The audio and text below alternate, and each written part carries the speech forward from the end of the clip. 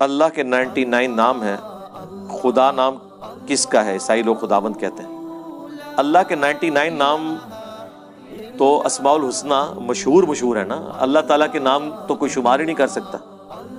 سورہ لقمان میں، سورہ کہف میں آیا کہ اگر زمین کے سارے درخت کلمے بن جائیں، سارے سمندر سیاہی بن جائیں اور 7 سمندر اور بھی شامل ہو جائیں، تب بھی اللہ کے کلمات ختم نہیں ہوں گے. یہ 99 نام تو ایک اسپیسیفکلی بتائے گئے نا. دوسری بات، کیا اللہ کے نام صرف عربی زبان میں ہی ہوں گے؟ دوسری زبانوں میں پیغمبر نہیں آئے ہیں؟ وَإِن مِّن أُمَّةٍ إِلَّا خَلَا فِيهَا نَذِيرٌ. کوئی امت ایسی نہیں جس میں کوئی ڈر سنانے والا نہ آیا ہو. اللہ تعالیٰ نے فرمایا تورات انجیل تو ہیبرو لینگویج میں نازل ہوئی ہیں، عبرانی زبان میں. آج کل ویسے جو اوریجنل نسخہ ہے ان کے پاس لیٹن ہے، وہ بھی ترجمہ ہے یا گریک ترجمہ ہے.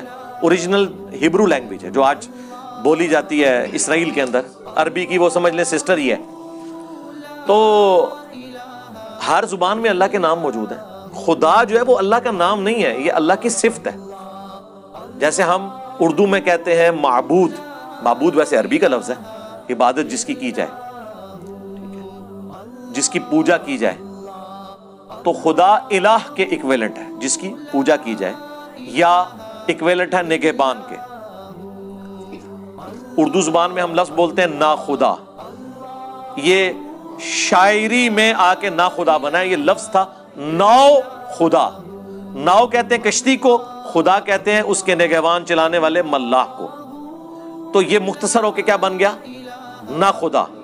جیسے میں نے بتایا تھا منگول عربی میں گیا تو مغول بن گیا، کیونکہ عربی میں غاف نہیں ہوتی، اور اسی سے مختصر ہو کے مغل بن گیا.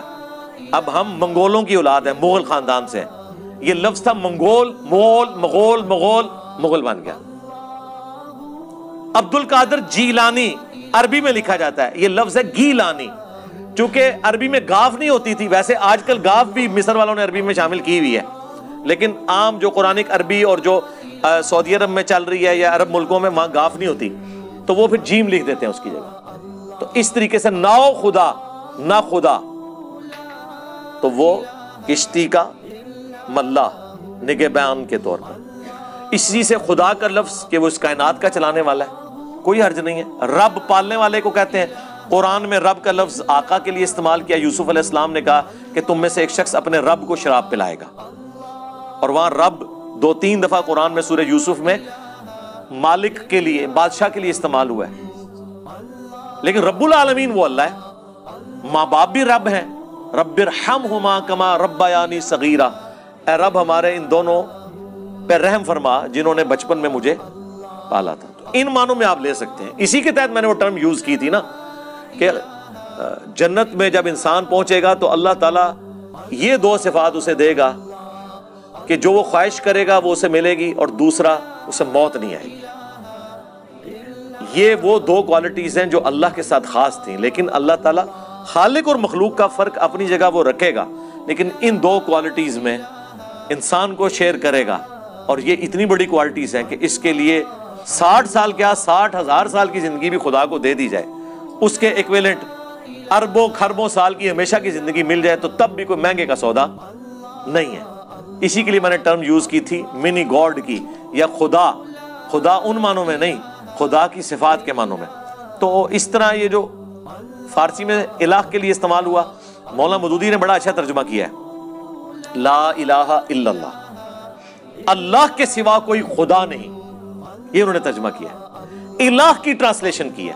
تو خدا اللہ کا نام نہیں ہے، صفت ہے.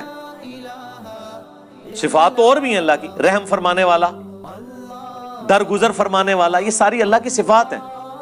اللہ کا جو ذاتی نام ہے نا وہ اللہ ہے، یا اس کے بعد ہے تو الرحمن. باقی سب اس کے صفاتی نام ہے. ویسے الرحمن بھی صفاتی نام ہے، لیکن یہ اللہ کو اتنا پسند ہے کہ آلموسٹ اللہ کے ایکویلنٹ اللہ تعالیٰ نے اسے کنسیڈر کیا ہوا ہے. اسی لیے وہ آیا نا سورہ بنی اسرائیل کے اینڈ میں آتا ہے نا کہ چاہے اللہ کو اللہ کہہ کے پکارو یا رحمان کہہ کے، تمام اچھے نام اللہ کے ہیں. وہاں اللہ کے ساتھ رحمان کا ذکر ہے.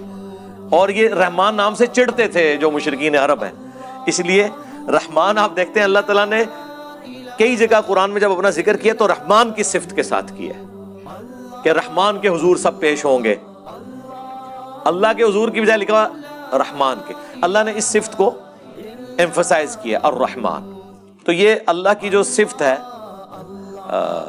خدا الہ، صفاتی نام ہے یہ سارے، ذاتی نام ایک ہی ہے اللہ. اور وہ بھی کیسے بنا؟ الہ، اللہ. الہ جھوٹے خدا بھی ہیں، الہ دی الہ، دی گاڈ کیپٹل جی کے ساتھ، وہ ایک ہے. آپ اسے بھگوان کہہ لیں، آپ اسے سپریم بینگ کہہ لیں، آپ اسے سپر نیچرل ایجنسی کہہ لیں، آپ اسے اللہ کہہ لیں، وہ ایک ہے. الہ تو وہ اللہ. جیسے مدینہ کوئی بھی شہر ہو سکتا ہے، المدینہ مدینۃ المنورہ نبی صلی اللہ علیہ وآلہ وسلم کے مدفن والی جگہ، تو وہ خصوص ہو جاتا ہے.